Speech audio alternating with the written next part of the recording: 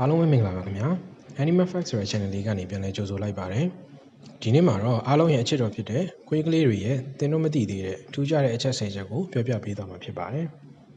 သင်ဟာခွေးချစ်တဲ့သူတစ်ယောက်ဖြစ်ပြီးတော့ခွေးကလေးတွေအကြောင်းသိချင်တယ်ဆိုရင်တော့အခုဗီဒီယိုလေးကိုအစအဆုံးကြည့်ပေးဖို့လိုပါမယ်နော်ကဲဒါဆိုရင်စလိုက်ရအောင်ဗျာနံပါတ်1ခွေးတွေရဲ့အနံ့ခံနိုင်စွမ်းဟာလူတွေထက်အဆပေါင်း3သိန်းခန့်ပိုပါတယ်ခွေးတွေဟာအနံ့ခံတကယ်ကောင်းပါတယ်သိပ္ပံပညာရှင်တွေယုံကြည်ထားတဲ့အချက်ကတော့ခွေးတွေဟာလူတွေထပ်ပိုပြီးအဆပေါင်း1000ကနေ3သိန်းကြားအနံ့ခံကောင်းပါတယ်တဲ့ဒီလိုအနံ့ခံကောင်းလို့ပဲရဲတွေစစ်သားတွေဟာခွေးတွေကိုအသုံးပြုပြီးတော့ရာဇဝတ်မှုတွေကိုဖော်ထုတ်လေးရှိကြပါတယ်နံပါတ်2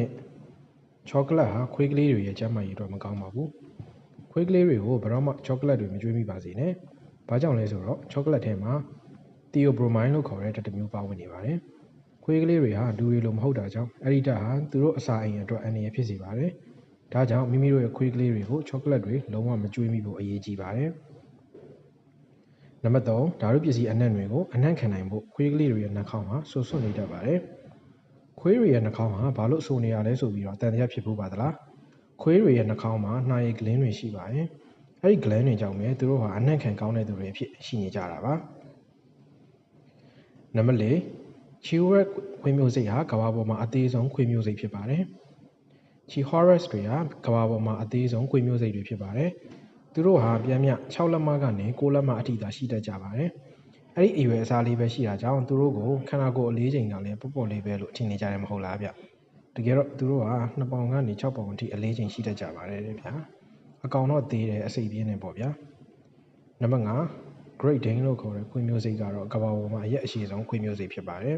။ Great Dane တွေဟာကမ္ဘာအရက်အရှည်ဆုံးခွေးတွေဖြစ်ပြီးတော့86 cm လောက်အထိကိုရှည်ကြပါတယ်တဲ့။ဒါပေမဲ့လည်းအရက်ရှည်တိုင်းအလေးချိန်အများဆုံးခွေးတွေတော့မဟုတ်ကြပါဘူး။ English Mastiff လို့ခေါ်တဲ့ခွေးမျိုးစိတ်တွေဟာကမ္ဘာအလေးဆုံးခွေးတွေဖြစ်ကြပါတယ်။သူတို့ဟာပေါင်200ကနေ230လောက်အထိအလေးချိန်ရှိကြပါတယ်။နံပါတ်6ကမ္ဘာပေါ်မှာခွေးမျိုးစိတ်ပေါင်း200ကျော်ရှိပါတယ်။200ကျော်ဆိုတာကတော့တကယ်များတဲ့ပမာဏပါပဲ။ဟုတ်မဟုတ်သိချင်ရင်တော့လမ်းထဲထွက်ပြီးတော့တွေးသမျှကိုသာလိုက်ရေးကြည့်လိုက်ရကြတာပေါ့ဗျာနံပါတ်9ခွေးတွေဟာညံကောင်းကြပါတယ်ခွေးတွေဟာတကယ်ညံကောင်းကြပါတယ်အဲဒါကြောင့်လည်းခွေးတွေအတွက်အလုပ်တွေရှိနေတာပေါ့ဗျာဆေးရုံတွေမှာစောင့်မို့ခေါ်တာတွေခွေးအလုပ်တွေရဲတွေစစ်သားတွေနဲ့တွဲပြီးတော့ရာဇဝတ်ကောင်ရှာရတဲ့အလုပ်တွေမျက်မမြင်တွေကိုကုညီလမ်းပြပေးရတဲ့အလုပ်တွေစသဖြင့်ခွေးတွေလုပ်နိုင်တဲ့အလုပ်တွေအများကြီးရှိပါတယ်နံပါတ်10ခွေးတွေဟာအပြေးမြန်တဲ့သတ္တဝါတွေဖြစ်ပါတယ်။ခွေးတွေဘယ်လောက်မြန်လဲသိကြမှာပါနော်။ကမ္ဘာပေါ်မှာအပြေးအမြန်ဆုံးခွေးမျိုးစိတ်ကတော့ Greyhound မျိုးစိတ်ဖြစ်ပါတယ်။သူတို့ဟာတစ်နာရီကို45မိုင်လောက်ရောက်အောင်ပြေးနိုင်ပါတယ်။နံပါတ်9ခွေးတွေကိုအိမ်မွေးတိရစ္ဆာန်အဖြစ်လွန်ခဲ့တဲ့နှစ်ထောင်ပေါင်းများစွာတွေကမွေးခဲ့ကြတာပါ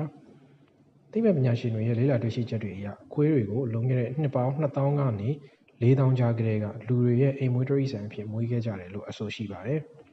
နံပါတ်10ခွေးတွေအတွက်သိပ္ပံနာမည်ဟာ